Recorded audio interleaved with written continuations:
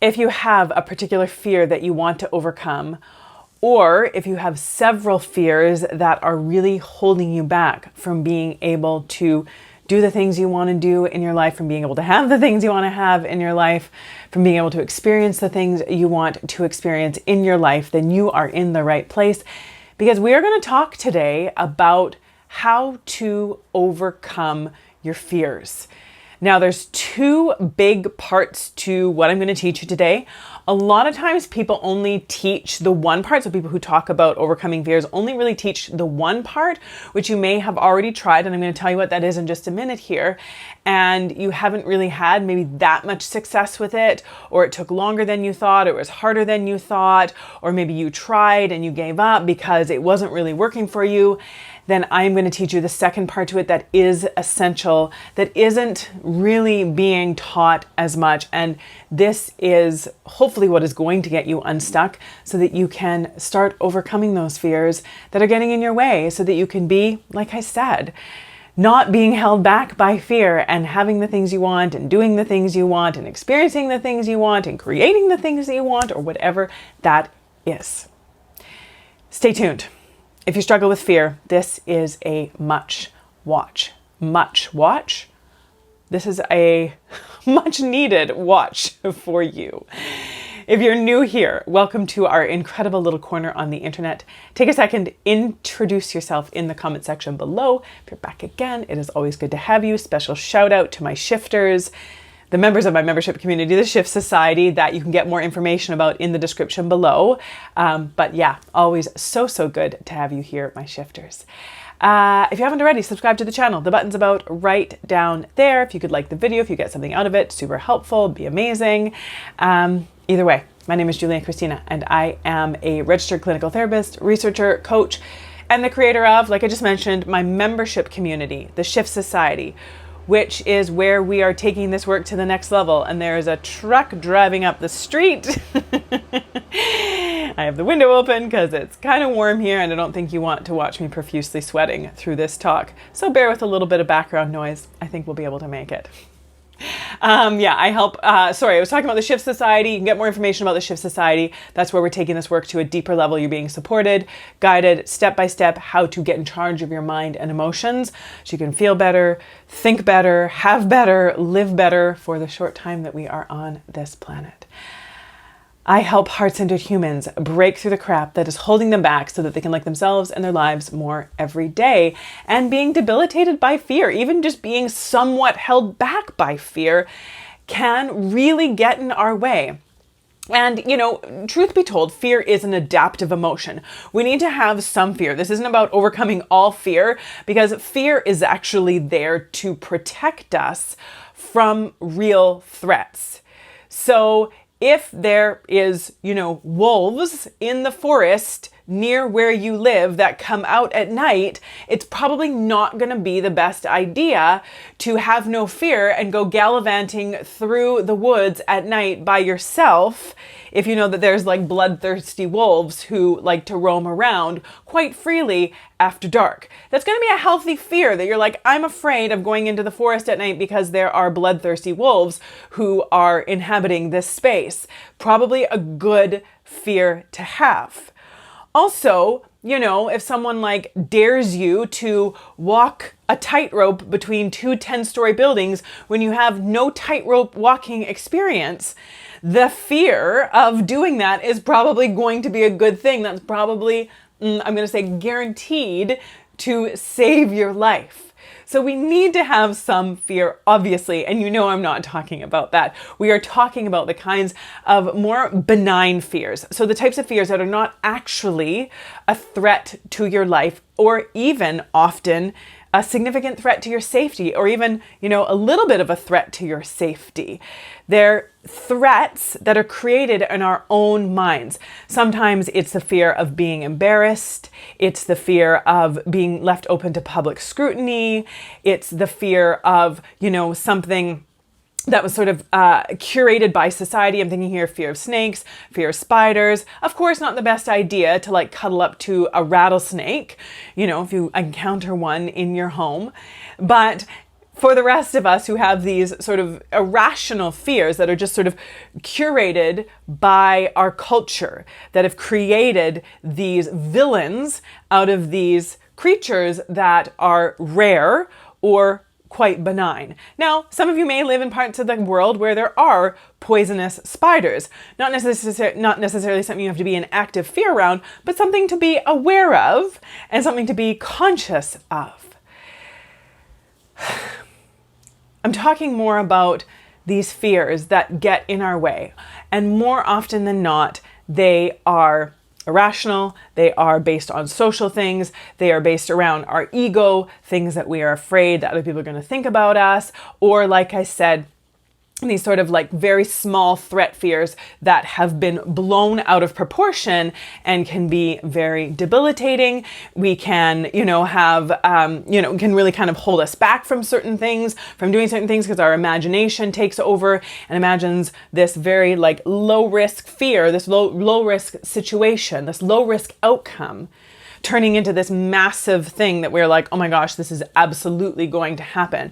If I go for, a walk through this garden, a snake is going to come out and is going to bite me no matter what, right? Or if you're like, I have this fear of flying, which is a very common fear.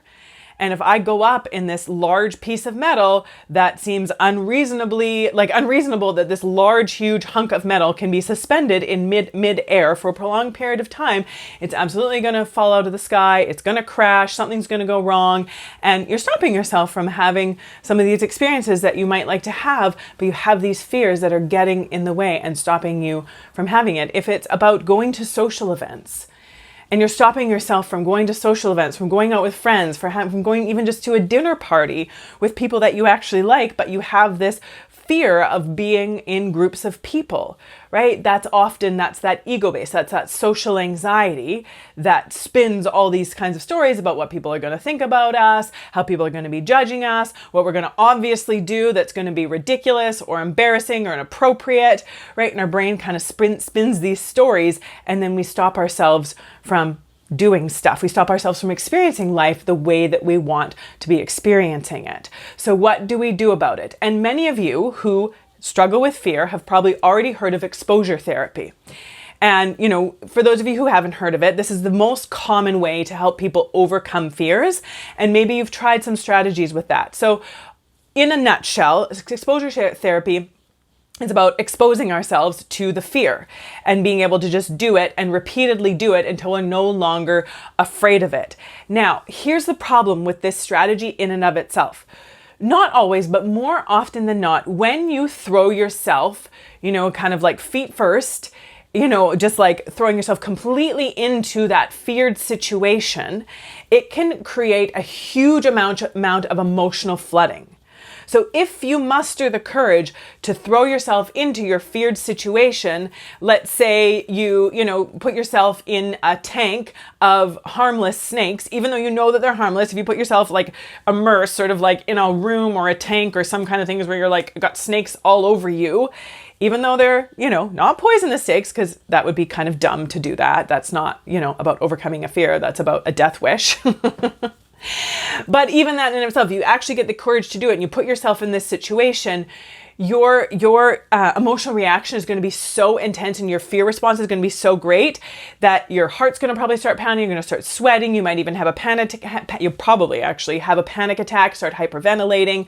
Everything in your body is just going to go on overload until you get yourself out of that situation.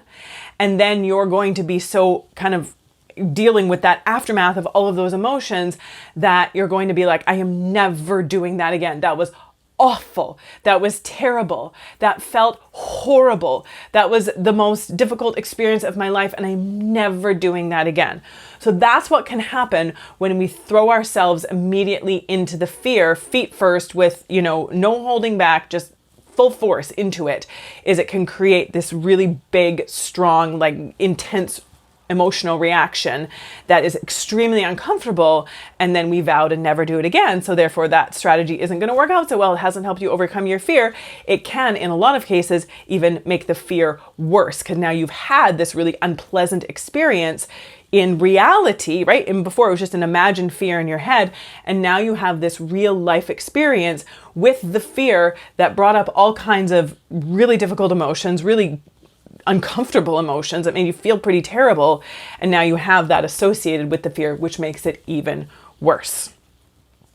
So another common strategy that is used quite often, and if you do have a significant fear, I would recommend going through this with a therapist or with a coach that's trained in this area. But another way that you can do it, and you can experiment a little bit. And again, if it starts to feel like too much, if it's creating an extreme amount of distress, then be like, you know what, I'm not going to do it. I'm going to get some help, and I'm going to reach out for support with this because I can't do it on my own. But some people can overcome mild to moderate fears with this strategy, and it's called systematic desensitization, which is probably the most common one. But I'm going to tell you why this one has its limits as well. So systematic desensitization is really about just starting small and desensitizing yourself to the fear by exposing yourself a little bit at a time. So if you have a fear of driving, what this can look like, instead of, thinking that the only way to overcome your fear of driving is to get in your car and drive on the LA expressway, which, for me personally, that was the most frightening driving experience of my life.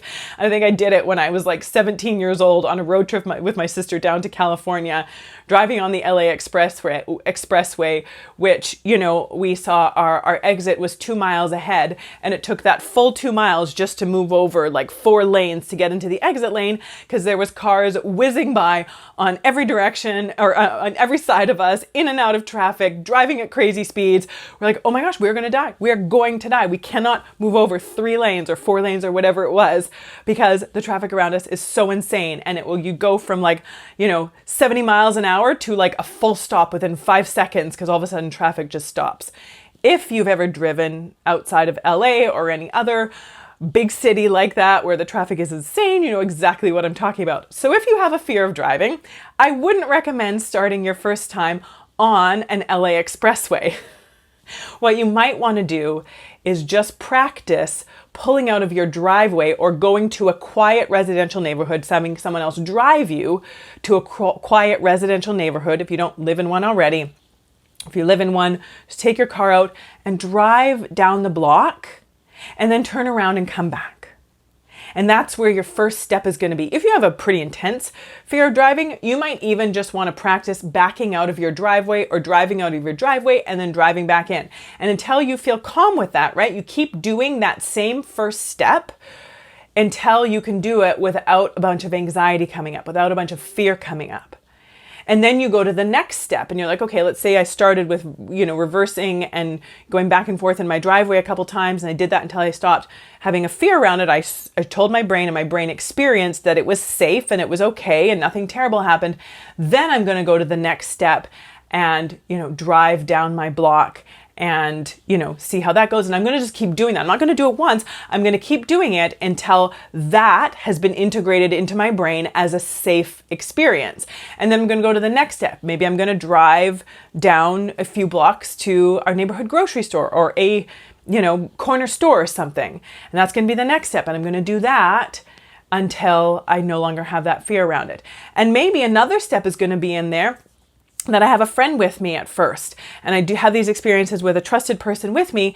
And then once I feel safe driving with someone else, then I start the process all over again, doing it by myself. Now, this can be used for a fear of driving, which is a really common one, a fear of public speaking, right? We don't do our first public speaking engagement in front of a crowd of 5,000 people. Maybe you practice a little speech in front of your best friend, right? You practice giving a presentation in front of your best friend. And you start with that and then gradually move up. If it's, what's another really common fear? A fear of elevators or small spaces like that. A lot of people have that fear.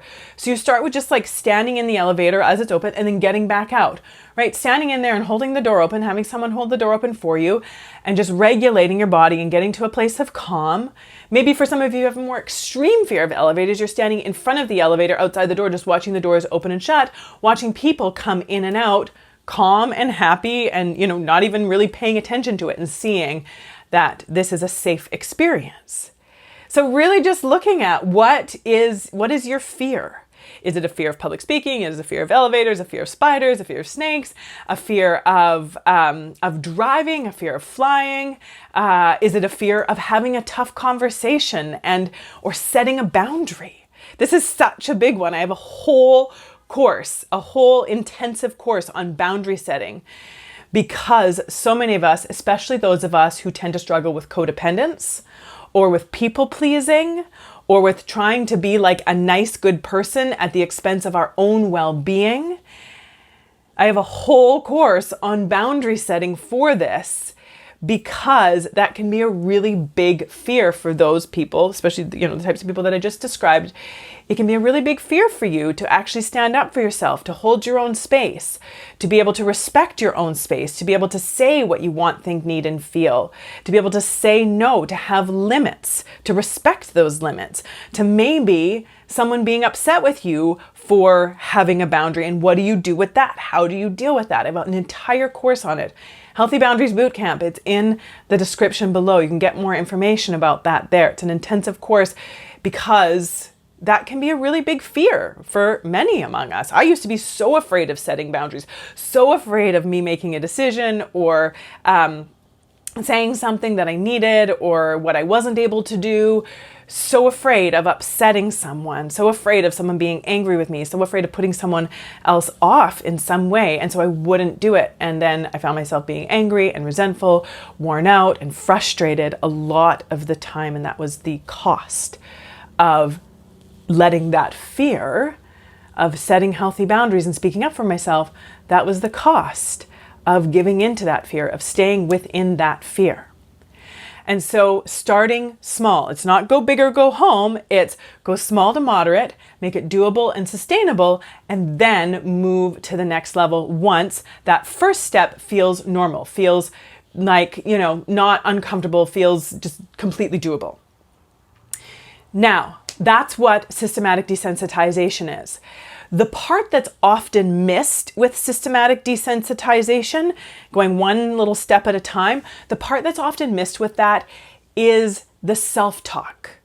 How we talk ourselves through it. If you're just going to white knuckle it through something and be like, okay, I'm going to do this, but I'm afraid of it, but I'm just going to force myself to do it, then you might do it, but you're going to be like, you're going to be saying to yourself something like, this is really hard, this is really uncomfortable, I don't know if I can do this, I need to stop this as soon as possible, I can't handle this, right? You're going to be telling yourself all that stuff, and you're just going to be feeling stressed and anxious for the duration of that feared experience.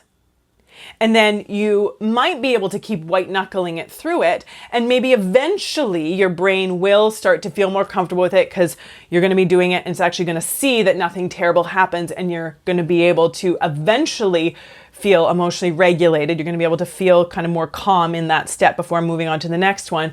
But a way to completely expedite the process and make it a lot less uncomfortable is to be changing your self-talk while you are in the feared situation at that first step. And, each step should make you somewhat uncomfortable, but not put you into significant distress where you're about to have a panic attack or flip out or freak out, right? There should just be a little bit of discomfort. That's how we stretch. That's how we grow, with some tension, but it shouldn't feel overwhelming or debilitating. So just a little side note there. Now, when you're in that feared situation, when you're taking it one step at a time, how you talk yourself through it is going to make a big difference. And like I said, it's going to expedite the process. It's going to get you through the steps faster, and it's going to make it a lot less difficult while you do. It's going to make it a lot more comfortable. It's going to, you want to be uncomfortable, but you also don't want to put yourself through unnecessary discomfort. And so how you talk yourself through is going to make a big difference. So if you say things to yourself like, I got this, I can do this, I'm okay, I've got my own back, right? I just need to take some deep breaths and that will help me regulate myself.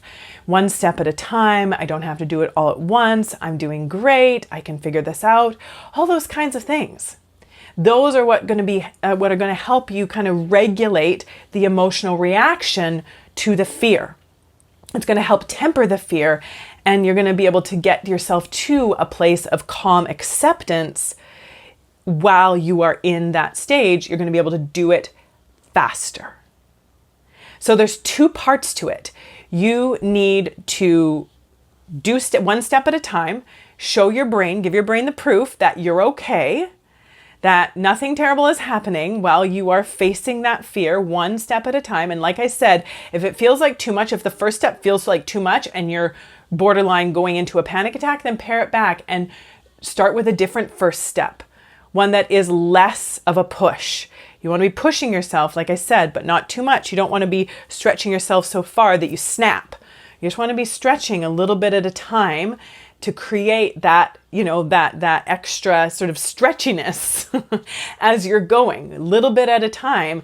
And that's going to prevent you from like snapping or breaking, literally and metaphorically, in that process.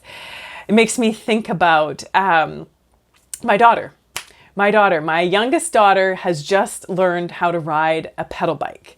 We've been working on it for a little bit, and just this last weekend, if you follow me on Instagram or even on Facebook, you saw in my stories that my youngest daughter, Kalia, who is 4, just learned how to ride a pedal bike, and she did great. We've been working on it a little bit, but it finally just all clicked this last weekend, and she was riding around our parking garage having a great time.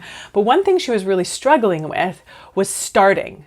She kind of had this fear around getting going. So I would start off, I'd hold the back of the bike and give her a little push, and then she'd start pedaling. And I was trying to teach her how to, like, you know how when you're starting riding a bike, you kind of kick your legs a little bit, give yourself a little bit of momentum, and then you get your feet on the pedals. Maybe you didn't even realize that you do that because it's going to become such an automatic ingrained process for you that you don't even notice it. I didn't notice it when I was trying to teach her how to start pedaling on the bike from being stopped. I was like, how do you do that? So I had to watch my son ride his bike, he's a couple years older. I had to watch him start and be like, oh yeah, that's how you do it.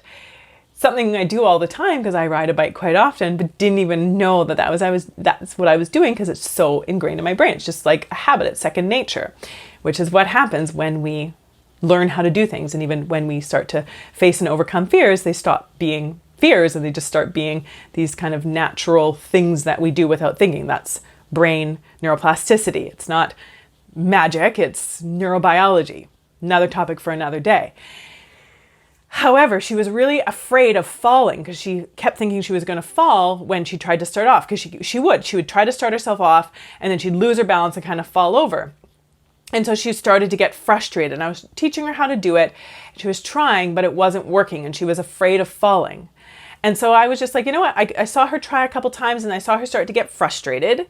And I didn't want her to give up because it felt too hard or it felt too scary, right? I didn't want her to give up just because, I was trying to force her to figure it out immediately. I was like, no, we can take this slowly. And so then when I saw her getting frustrated, I was like, that's okay, hon, I gotcha, and I'll help you out. And so then I helped her out a few times and got her going so that she could be having the fun and having the enjoyable experience of being able to ride her bike.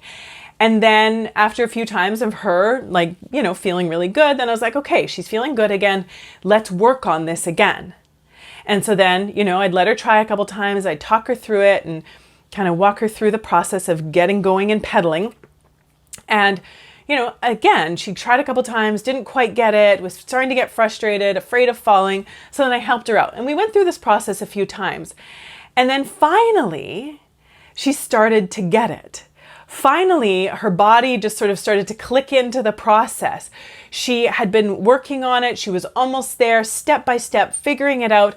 And then it clicked and she did. And there was no looking back after that.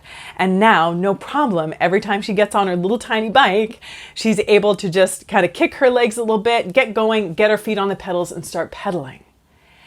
And now it's not even a big deal. It's not something she has to sit and focus on and think about and try to do. It's not the fear of falling. It's not the worry about whether or not she's going to be able to do it.